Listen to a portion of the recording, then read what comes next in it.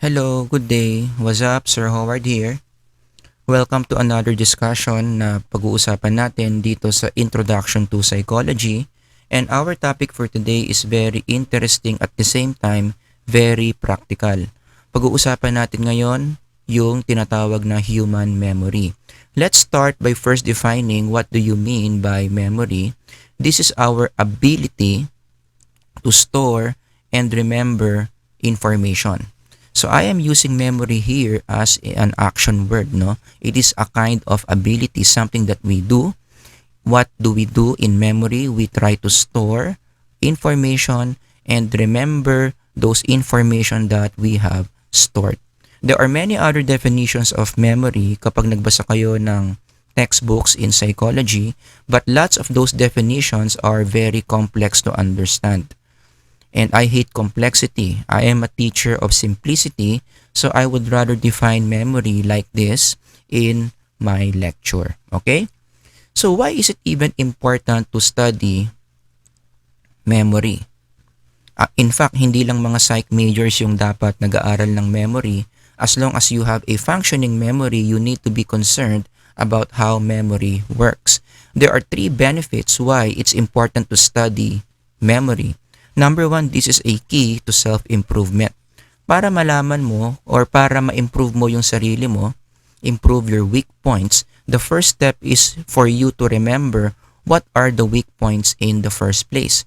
Kasi kung lagi mong nakakalimutan, which is an indication of poor memory, kung ano yung mga weak points na dapat mong i-improve, then you will not be successful in improving those weak points. You first need to remember what to improve before you can improve those weak points.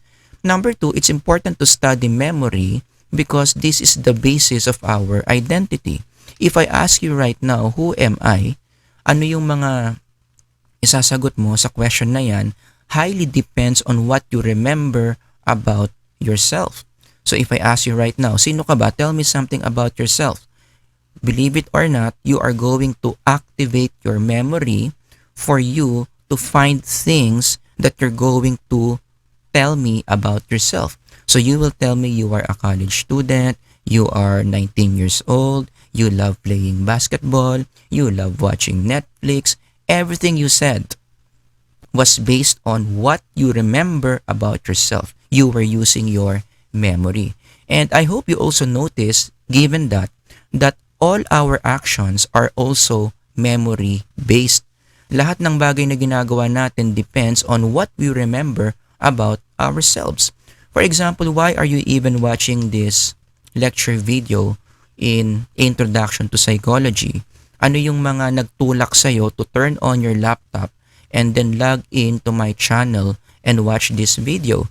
Number 1, because you remember that you are interested in psychology. Maybe you remember that you are currently enrolled in psychology. You remember that there is such a guy by the name of Sir Howard. You remember the kinds of contents that I post in my YouTube channel. All of those things you remembered pushed you, moved you towards turning on your laptop and watching this lecture video. So halos lahat ng ginagawa natin in our everyday life is memory-based.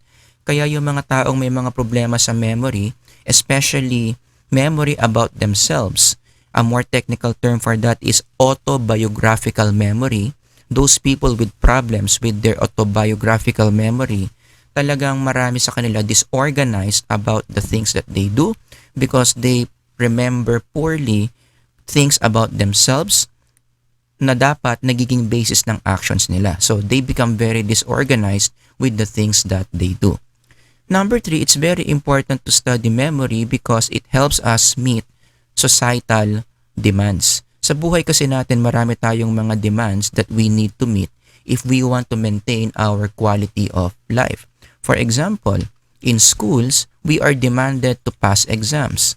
But how do you pass exams? You need to remember the correct responses to the questions in those exams. In the society in general, we are demanded to follow laws o mga batas. Paano ka ba magiging mabuting citizen sa pagsunod ng batas? The first step is to remember what are the laws in the first place. Kapag lagi mo kasing nalilimutan kung ano yung legal, kung ano yung illegal, that will ruin your life. Lagi kang dinidemanda, lagi kang nakukulong, laging maraming galit sa'yo because you keep on forgetting the right things to do and the wrong things to avoid. And of course, let's not forget, the different relationships we are in also demand something from us. In fact, that is one way for us to maintain our existing relationships, di ba?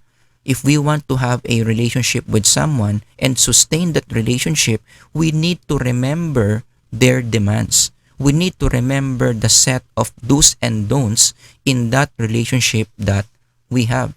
Lahat yan. Dapat maalala mo yung do's and don'ts ng nanay mo. Maalala mo yung do's and don'ts ng tatay mo. Maalala mo yung do's and don'ts ng girlfriend mo, so on and so forth. The quality of your relationship with anyone highly depends on your ability to remember kung ano ba yung mga do's and don'ts na dapat ina-apply in that relationship. In fact, it is during those times that we forget certain do's and don'ts in a relationship that we ruin that relationship. 'Di ba? Kung kailan huling beses na pinagalitan ka ng mami mo? Malamang sa malamang pinagalitan ka ng mami mo because you forgot a certain expectation that she has on you. Sabi niya magwalis ka ng kwarto every Saturday, nalimutan mo magwalis ng kwarto nung Saturday, pinagalitan ka niya. Same thing with your boyfriend or with your girlfriend. 'Di ba? Ang usapan nyo talagang walang titingin sa iba. Huwag kang magbibigay ng cellphone number mo sa ibang opposite sex. Pero nalimutan mo na meron pala kayong ganong usapan, so you violated that, your partner discovered what you did, what happened? You ruined the relationship. So again, if you want to really nurture your relationships, magpatuloy yung existence niyan, you need to be good in remembering the do's and don'ts of that relationship. In fact, I remember that movie 50 First Dates. Kung sino nakapanood niyan, it's a very good movie. I highly recommend that you watch this, although it's very sweet because in that film, this girl had a memory problem. She cannot transfer her short-term memory to long-term memory. So yung memory dito ni Lucy, si Drew Barrymore, is only good for one day. Everything that she learned for that day, she will forget the next day. So kapag may nanligaw sa kanya, let's say ngayon, at nagustuhan naman niya, dinate niya yung guy na nanligaw sa kanya ngayon, the next day, she will entirely forget who that guy is. Na-inlove dito si Adam Sandler. Na-inlove siya dito kay Lucy. In spite na may ganong problem sa memory si Lucy, at the end of the movie, sorry for the spoiler, Adam Sandler still married Lucy. He decided that every day that she wakes up and she does not remember him, he will just make an effort to constantly remind her that he is her husband. He does that every day. Again, that movie is so sweet, the thought is so sweet, but let's face reality, it will not work in everyday life. For you to sustain a decent relationship, you need to at least remember who the person is, what are the expectations in the relationship.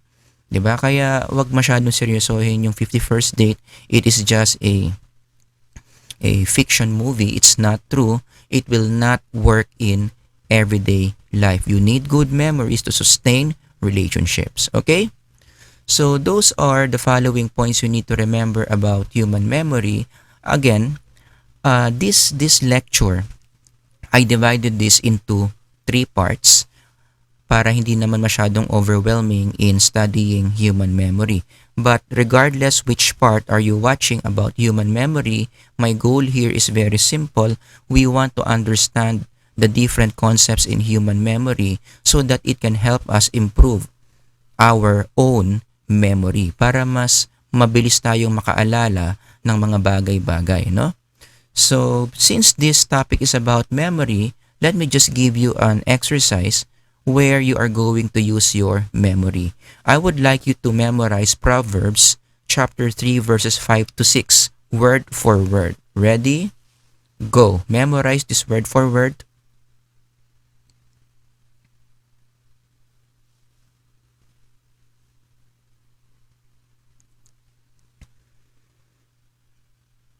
And then, right where you are, I want you to try out how good your memory is. Memorize those words. Memorize Proverbs 3, 5 to 6. Recite. Go.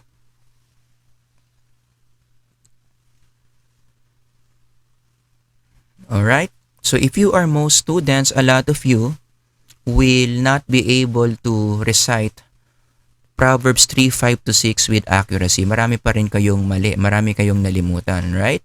So I hope as I go along this lecture, kuha kayo ng iba't ibang mga principles on how to help yourself better remember Proverbs 3, 5 to 6.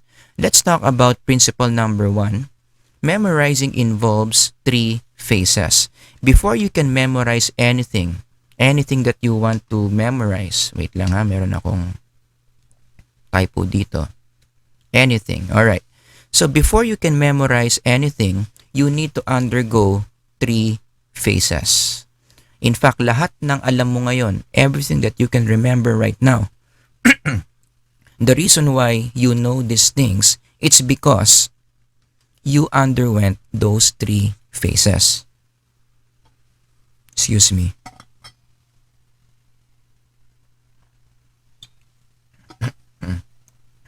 Alright?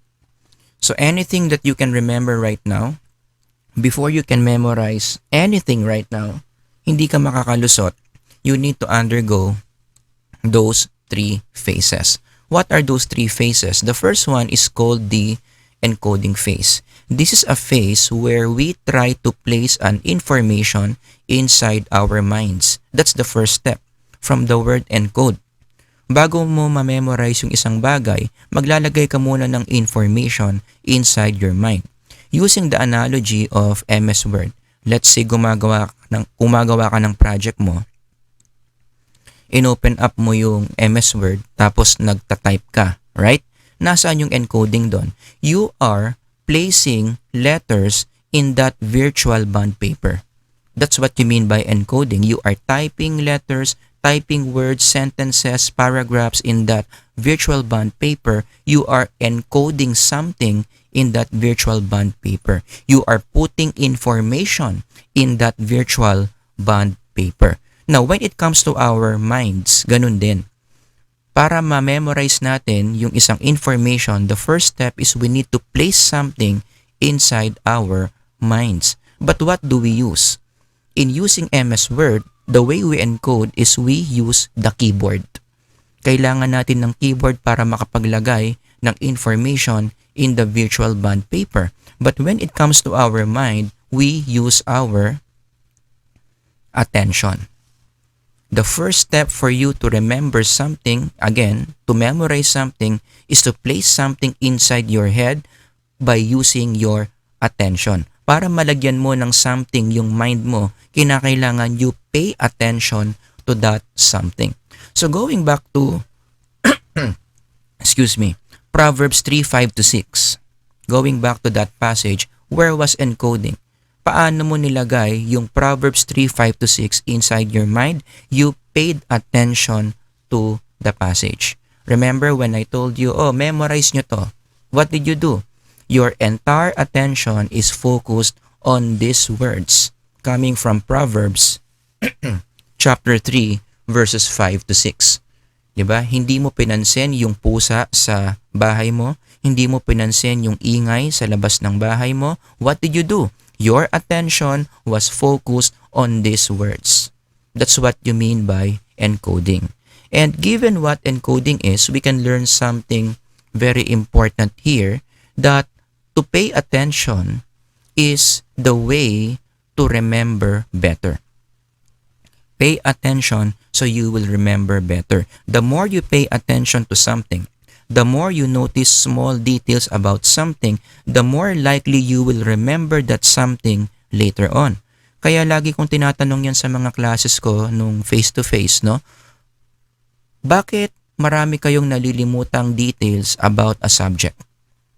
One reason, hula ko, maybe because you are not paying enough attention to that subject whenever your teacher in that subject lectures.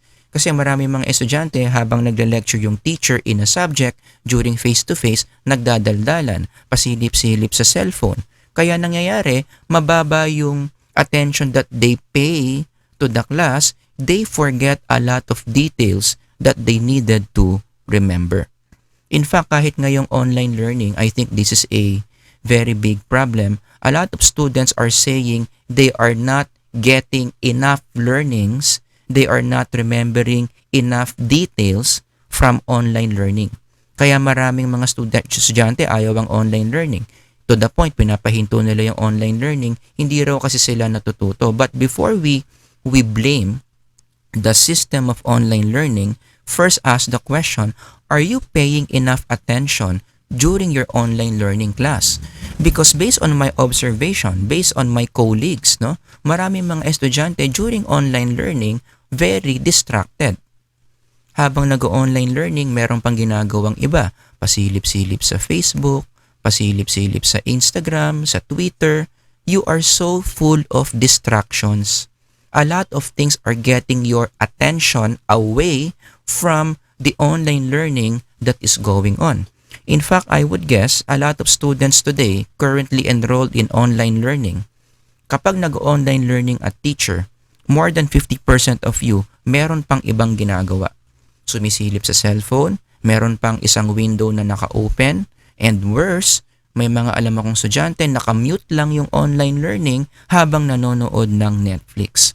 So when you do that, you are putting a lot of distractions around your mind, and these distractions get your attention, nababawasan tuloy yung attention mo doon sa online learning, and as a result, you don't learn that much. You don't remember that much because you are so distracted. Application. If you want to learn more, if you want to remember more, you need to learn the skill of sustaining your attention to one thing at a time. Disiplinahin mo yung sarili mo na isa lang yung ginagawa mo for a particular time. Hindi yung sinasabay-sabay mo yung mga ginagawa mo for a certain time that is unproductive because it destroys the efficiency of your memory.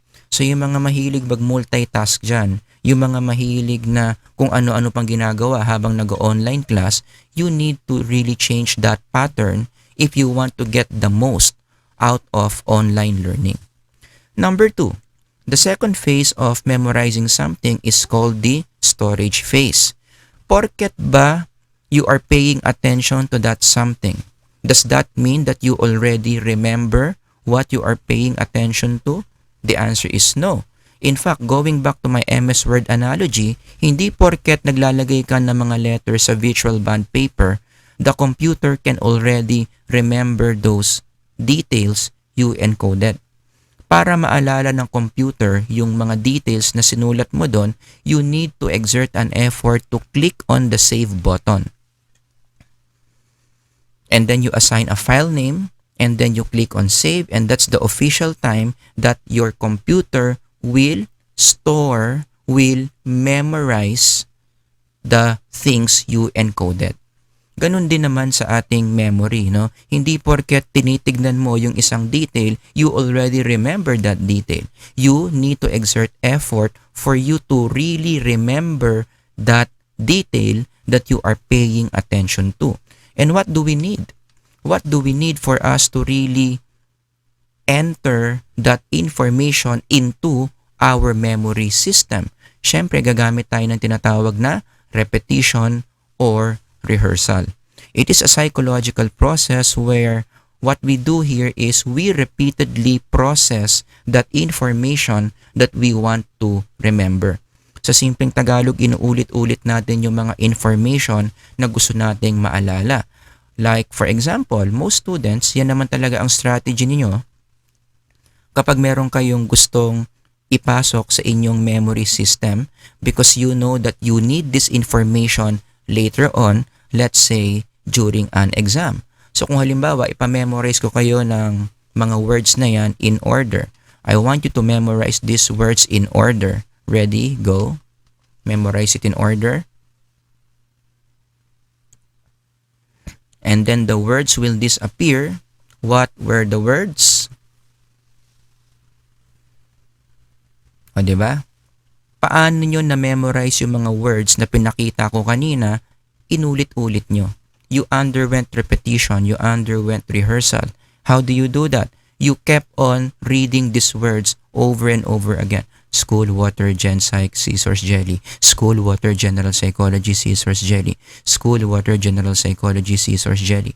That's a very common strategy that you use, which is again valid para makapasok yan into your memory system. The same thing happens, or the same process we do when we memorize cell phone numbers. Let's say you needed to memorize a cell phone number. Wala kang ballpen. Hindi mo rin dala yung cellphone mo. So, hindi mo ma-encode at ma-save yung number na gusto mong maalala. So, you use your memory. So, you look at the number and then, what do? You repeatedly read the number 092144877771, 092144877771, 092144877771, and then you try to remember the number. More likely, if you have repeated this enough, you will remember with accuracy the cell phone number that you just saw, which is, ulitin natin, ano yun? 092144877771. Paano mo naalala yon? Because you underwent rehearsal. You underwent repetition. Going back to Proverbs 3:5-6, ganyan din yung nangyari kanina. Diba? Again, nasa yung encoding, you paid attention to these words. After encoding, what did you do? You repeatedly read these words. Trust in the Lord with all your heart and lean not on your own understanding. Trust in the Lord with all your heart and lean not on your own understanding. Until you remember all these words. In fact, in the way you review for an exam, you are also using rehearsal. Diba? Ano yung equivalent niyan? Pag nagre-review kayo, some students, they will get their notes and then they will get another piece of paper and then they will copy their notebook, the content of their notebook in that another piece of paper. Diba? Yung logic non-rehearsal din yun eh. Bakit kinokopya mo ulit? Bakit sinusulat mo ulit? Kasi nga gusto mong ulitin in your mind yung mga details in your notebook so it enters your memory system. Or for some students na tamad magsulat, ang ginagawa na lang nila is they read the contents of their notebooks over and over again. Why do they do that? Well, again, the logic is they are using rehearsal or repetition. So given all these things about rehearsal or storage phase, one thing we remember here is the more you rehearse, the more you remember. So if you want to improve your memory, you want to improve your skill in remembering things better, kinakailangan matuto kang mag-rehearse ng mag-rehearse. So bakit mo nalilimutan yung mga tamang sagot sa test? Ang sagot dyan, kasi kulang ka sa rehearsal in reviewing for that exam. Madalas kaya mo nalilimutan yung mga tamang sagot kasi nga hindi enough yung time mo to rehearse those things that you need to be studying. Bakit ba kasi kulang yung time sa pagre-rehearse? Kasi ginamit sa ibang mga reasons na hindi naman mahalaga. Walang kinalaman doon sa exam. Nag-Facebook muna, nag-Twitter muna, nag-Netflix muna. That's why hindi enough yung time for rehearsal. If you really want to pass exams, if you really want to remember important details, you need to invest time for you to absorb those information that you want to remember later on. Kaya yung mga mahilig mag-procrastinate dyan, it is counterproductive. What happens during procrastination is, you spend less time, you have less time before the exam. Because of that, yung rehearsal mo, maikli lang. At dahil dyan, maikli lang rehearsal mo, the more you forget, the more you don't remember. Bakit? Ano ang root ng problema? Kulang sa oras sa rehearsal. So you need to be a good time manager when it comes to your ability to remember. You need to give it time. You need to give yourself time to rehearse the things that you want to remember later on. Kaya yung mga mahilig mag-procrastinate dyan, itigil nyo na yan. Stop doing things na hindi naman mahalaga wala namang kinalaman sa mga exams nyo. Instead, start giving yourself more time to rehearse the information that you want to remember later on, especially answers to a very important exam.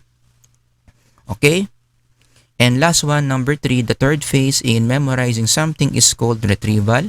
In the language of Emer's word, this is where we begin to open a file.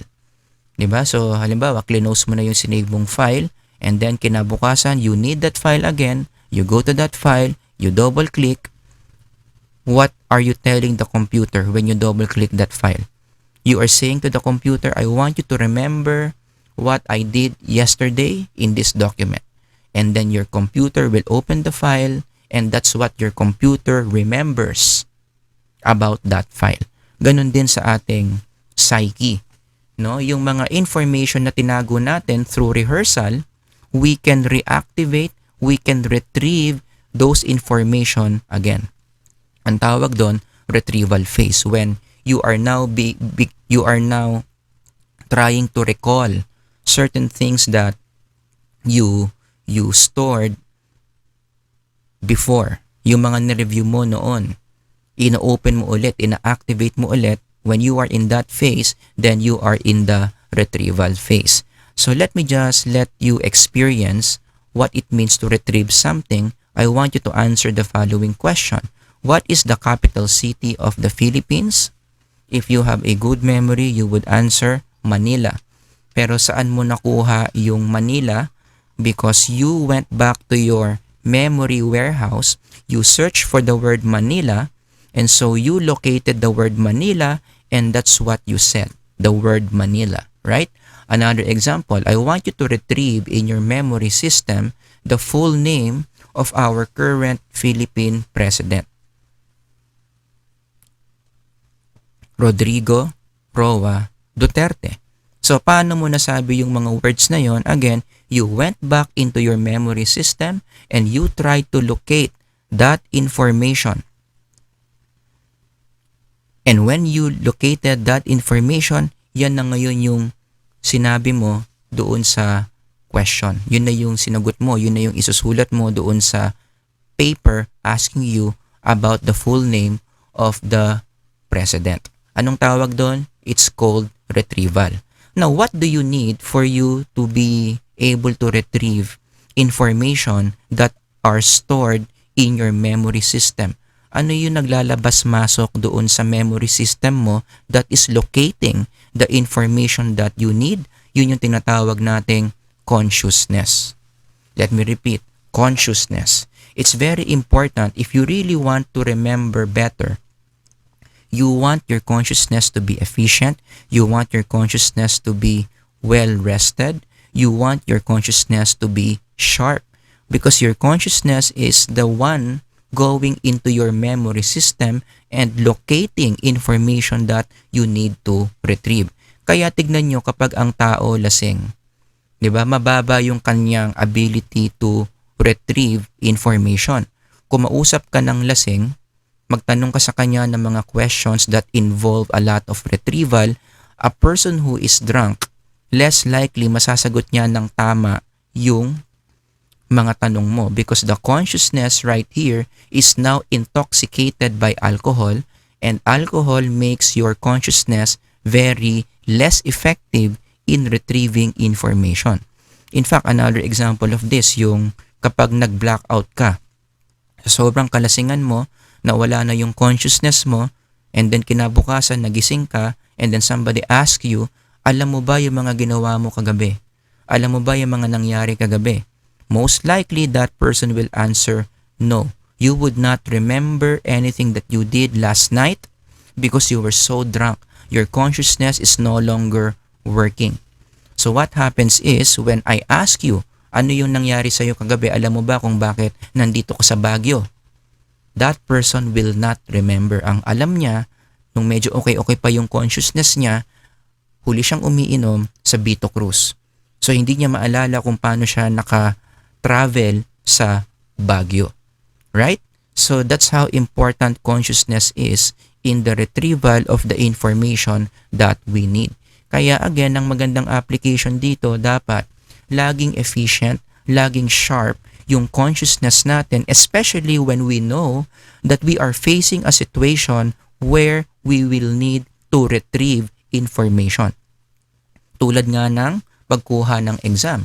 Kapag alam mo nang mag-e-exam ka kinabukasan, you need a complete 8 hours of sleep para yung consciousness mo magiging efficient, magiging sharp, magiging maayos sa pag-retrieve ng mga tamang sagot for the exam. Kaya nga marami mga estudyante hindi pumapasa sa mga exams, they have a wrong framework how memory works. Usually, a lot of students, when they have big exams the next day, they will not sleep the night before. Bakit? They will spend the entire night studying about the exam, which is the next day. In other words, nagpo-procrastinate. But I hope you see the flaw in this approach. Kapag nagpuyat ka, yung consciousness mo pagod na pagod yan. Pudpud, kumbaga sa Tagalog, napudpud yung consciousness mo sa kaka-review. It's not well rested. So by the time you enter the class, and then you get the test paper, and then you start answering the test paper, it's so hard to retrieve information into your memory system because your consciousness is not well rested. Diba? And I know, I'm sure, a lot of you had that experience. Na-experience nyo na bang mag-exam na walang tulog? Diba yung mahirap mag-isip, parang hindi suwabe yung pag-retrieve mo ng information kasi nga yung consciousness mo hindi siya well rested. So again, if you know that you will be facing a situation where you will use your retrieval skills a lot, kailangan talaga siguraduhin mo that your consciousness is very well intact. It's very sharp. And one way to do that is your consciousness must be well rested. 8 hours of sleep before the big exam. So how do you do that? Babalik lang tayo sa no to procrastination, no to cramming. Dapat matagal mo lang inaaral yung exam na yon 1 week before so that the night before, ang gagawin nyo na lang, matutulog na lang kayo maayos so the day of the exam, your consciousness is very efficient. Alright? So before we end this lecture, bigyan ko lang kayo ng mga exercises to help you further rehearse and further retrieve the things that we have talked about this lecture para mag-improve yung memory nyo for this lecture. Alright? So I want you to answer the following items. Maybe get a piece of paper or on your cell phones or on your laptop para lang tayo nagku-quiz. Numbers 1 to 4.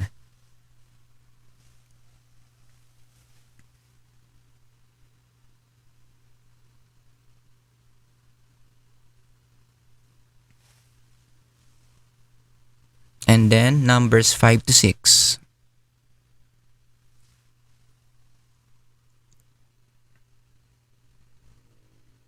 For number 6, sasabihin nyo lang kung encoding, storage, or retrieval.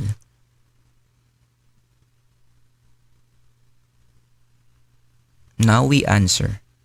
The correct answer for number 1 is memory is a person's ability to store and remember information.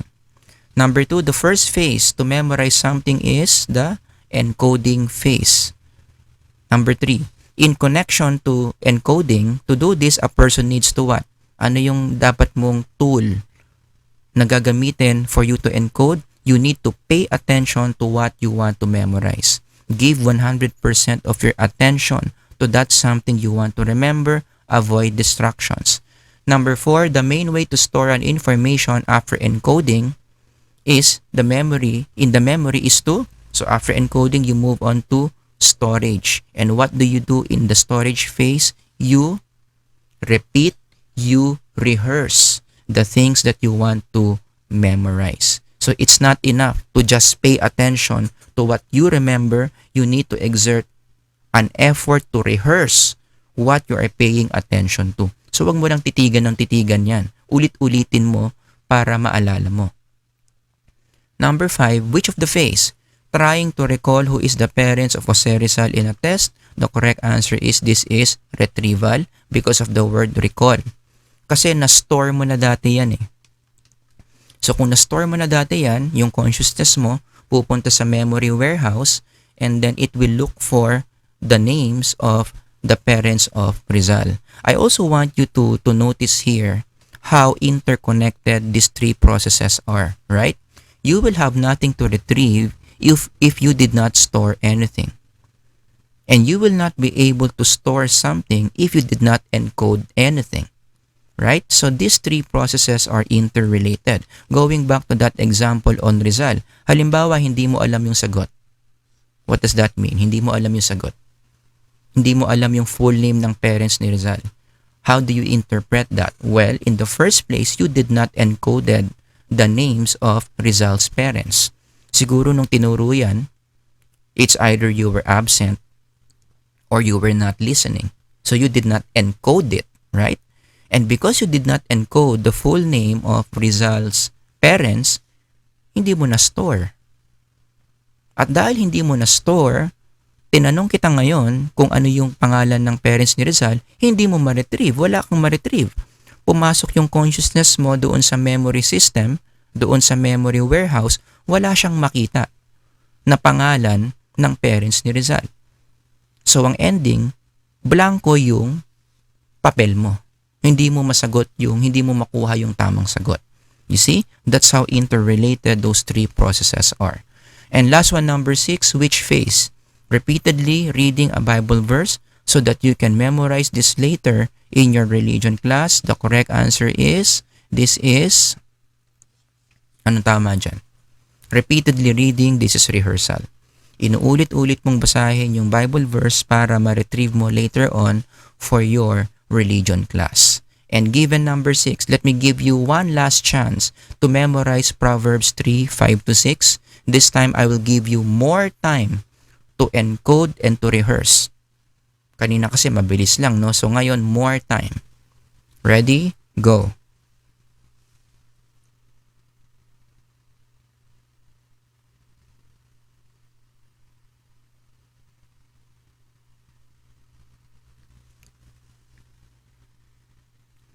If you need more time, you can just pause the video and further memorize these words from Proverbs 3:5-6, but try it one more time. All together, wherever you are, memorize or retrieve Proverbs 3:5-6. Go.